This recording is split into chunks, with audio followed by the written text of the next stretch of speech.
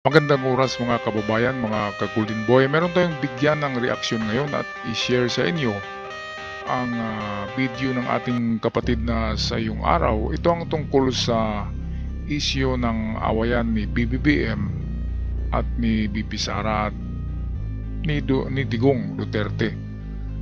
At dito sa video ito ay malalaman natin na meron palang mas matinding kalaban si BBBM kisa BP Sara at kisa Digong. Kaya dito natin malalaman kung sino ito at hindi pala ang focus ni PBBM ay kay BP Sara at Digong dahil nga hindi sila yung tunay na kalaban. Kaya ito na, ating panoorin ang video courtesy ng Sa Iyong Araw. Kaya pala hindi pinapatulan ni Pangulong Bongbong Marcos si VP Sara. Hindi natin ito nakita, pero nakita ng ating Pangulong Marcos. Hindi si VP Sara o FPRRD ang tunay niyang kalaban dahil may mas malaki pa na naghudyat para humingi ng tulong si Pangulong Bongbong Marcos sa Amerika dahil hindi niya ito kaya. Pero ang Biblia nagsalita na ang tunay na kalaban ni Pangulong Bongbong Marcos at ng Pilipinas ay mas malaki pa sa inaakala niya at inaakala natin. Nito lamang, pumunta si Pangulong Bongbong Marcos sa Amerika, dumalaw sa Pentagon at kakausapin ang Pangulong Donald Trump. Pero grabe, hindi natin ito nakita. Pero ito ang nakita ng Pangulo. Tahimik, matalim, isang misteryong hindi natin agad napansin. Hindi si VP Sara, hindi si dating Pangulong Duterte. May mas malaki pa sa kanilang lahat. Isang kaaway na hindi basta tao. Habang ang taong bayan ay abala sa social media, pag-aaway ng mga Marcos at Duterte supporters at nagsisisihan sa umano'y pro-Amerika o pro-China ng mga panig, si Pangulong Bongbong Marcos ay humaharap sa isang mas mabigat na banta. USA versus China. Ginagawang labanan ang Pilipinas. Sa West Philippine Sea, palakas ng palakas ang pananakot ng China. Tubig kanyon, pagbangga, bladed weapons, at psychological warfare laban sa ating mga barko sa Ayungin, Scarborough at iba pa. Nakita ni Pangulong Bongbong Marcos na hindi na ito basta tampuhan. Ito ay proxy war ng dalawang higante, USA versus China, at tayo, ang Pilipinas, ang nasa gitna ng labanan. Kaya humingi ng tulong si Pangulong Bongbong Marcos sa Amerika. Hindi dahil takot siya, kundi dahil alam niyang hindi na sapat ang lokal na puwersa. Sa likod ng pakikitungo niya sa Amerika ay isang pagkilala. May mas malaking kalaban tayong hinaharap. Kamakailan lamang ay naganap ang balikatan exercises dito sa ating bansa na isa sa pinakamalaking balikatan sa kasaysayan ng Pilipinas.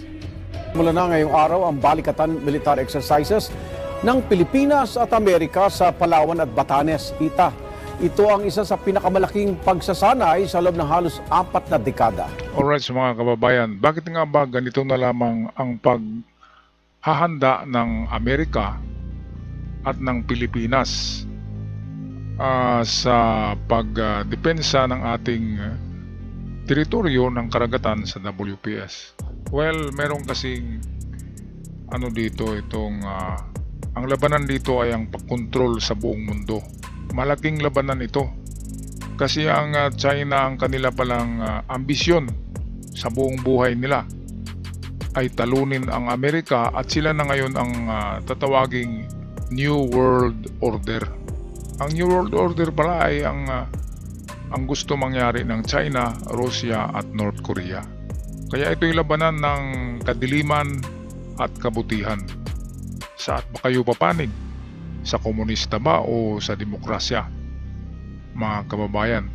So napakalaking labanan pala ito kasi ang pagkontrola ng buong mundo ang labanan na ito. Kung sino man ang makakontrol ng WPS ng South China Sea ay siyang makapangyarihan at mag-dominate ng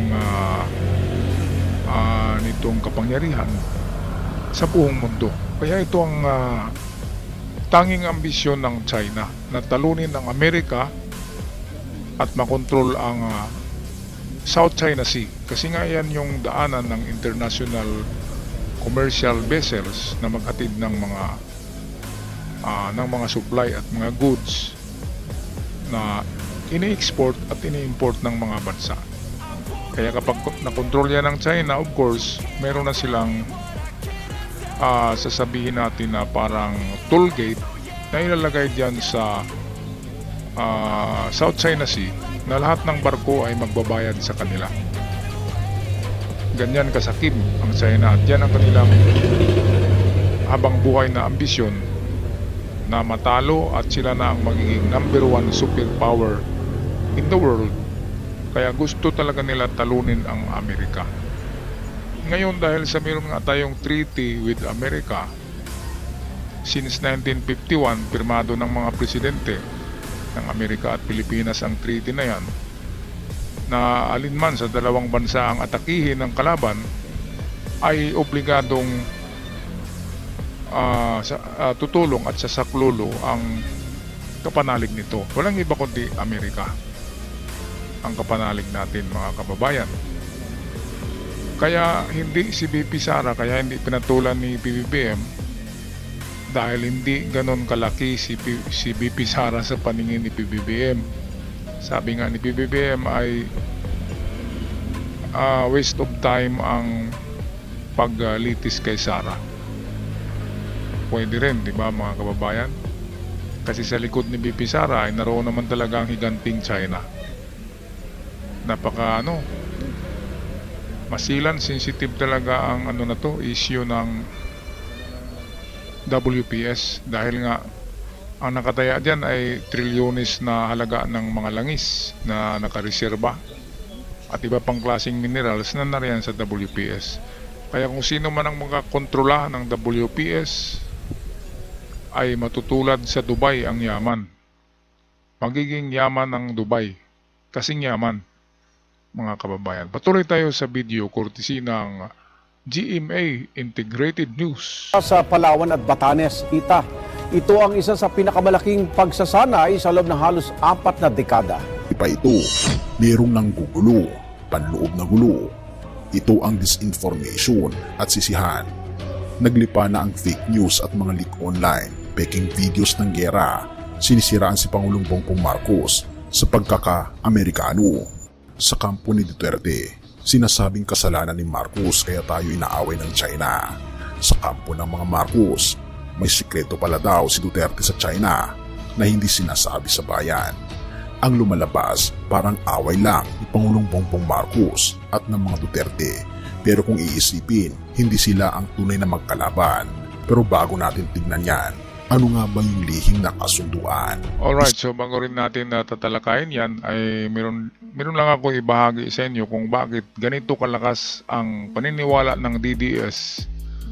Kung bakit naniniwala talaga ang DDS na si PBBM ay masamang klaseng politiko, bangag, drug addict, at kung ano-ano pa na tinatapon sa kanya. Pati korupsyon. Alam naman natin na mayaman yan kasi beneficiary ng mga ginto eh. Bakit mag-corrupt pa?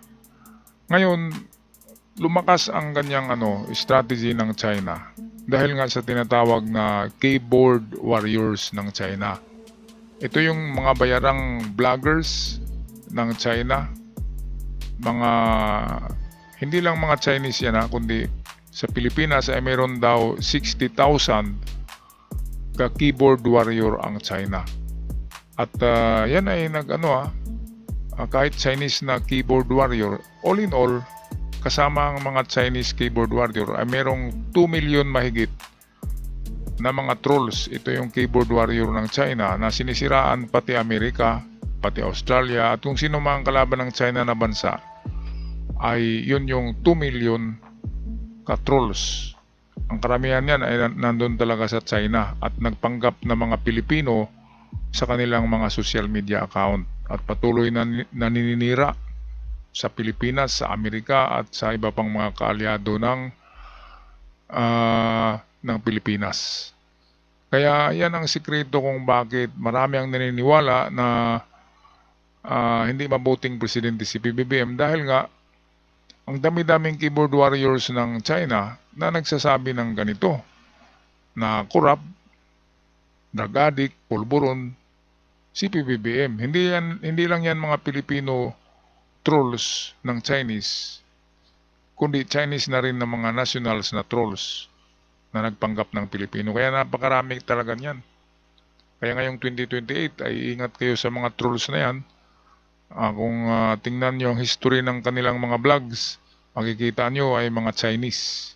Chinese yung mga caption. Kaya yun ang ating palatandaan na hindi sila mga Pilipino, mga kababayan. Kaya sa mga DDS dyan, imulat nyo ng inyong mga mata, kinukondisyon ang inyong mind, ang inyong isip, kinukondisyon itong mga Chinese through keyboard warriors, trolls, at kanilang social media. Alright, balik tayo dito sa matinding revelasyon ng ating kapatid na sa iyong araw. Isang pagtataksil o pag-iwas sa gera, hindi rin maikakaila may lumulutang na gentleman's agreement umano sa pagitan ni dating Pangulong Duterte at ng China.